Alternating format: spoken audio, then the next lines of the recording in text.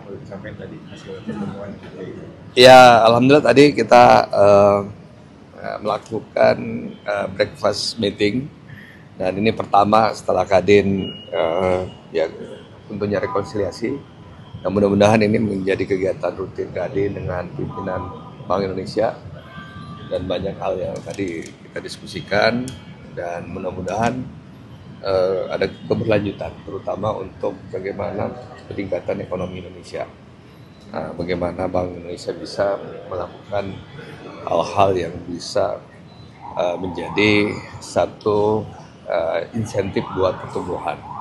Nah tadi tentunya Pak Kala juga banyak paham tentang bagaimana ekspor dan juga bilateral agreement kita, dan Bank Indonesia mendorong agar supaya ekspor itu meningkat ya, tentunya capacity building buat pengusaha-pengusaha ya, yang berorientasi ekspor.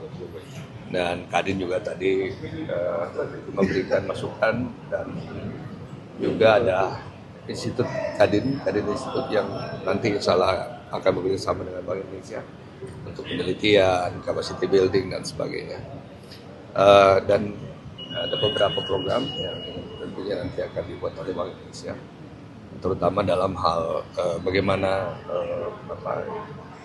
DHE ya, hasil ekspor itu aja barangkali saya, atau ada yang kurang, ada yang mau ditambah ya? Oh iya, mungkin tadi ada diskusi juga bagaimana, karena memang kan Kadin memiliki anggota-anggota dari kalangan usaha, sehingga salah satu inisiatif utama dari Bank Indonesia selama ini adalah bagaimana melakukan peningkatan investasi dan juga ekspor melalui optimalisasi dari penggunaan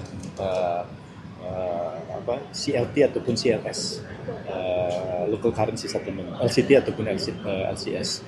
Jadi Kadin nanti juga tentunya akan bekerja sama dengan Bank Indonesia untuk bagaimana kita mengoptimalisasi, karena kan pada saat ini sudah ada dengan Japanese Yen, Korean Won, kemudian juga dengan Malaysian Ringgit, dan juga dengan Emirates.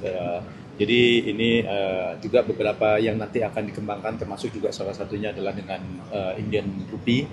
Jadi tentunya ini merupakan salah satu inisiatif, apalagi tadi seperti yang disampaikan juga oleh Pak Darwin bahwa Kadin juga saat ini kan dalam proses untuk bisa membentuk ataupun juga menjalankan Kadin Institute.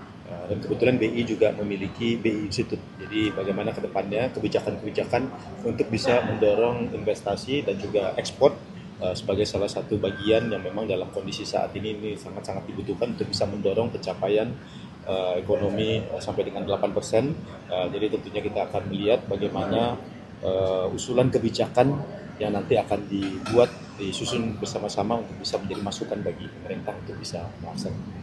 Pak, soal BHSD tadi boleh dielaborasi ini. Masukan apa yang diberikan oleh pengusaha, Pak? Nah, ya kita baru mendengar lisan, tapi kan nanti akan ada sebuah peraturan atau keputusan BI ya. Tetapi sementara kami menyampaikan bahwa kawan-kawan yang memiliki ekspor besar ya berharap bahwa dana yang mengendap di Indonesia ini bisa berputar, bisa menghasilkan, bisa diinvestasikan, dan tentunya tadi BI memberikan beberapa penjelasan yang tentunya akan menjadi konsep peraturan BI lah. Sama ini Pak, kan salah satu langkah BI dukung Asta Cita kan soal stabilitas nilai tukar Pak. Ada beberapa intervensi yang dilakukan oleh BI. Ada komentar Pak dari Kadin atau pelaku usaha?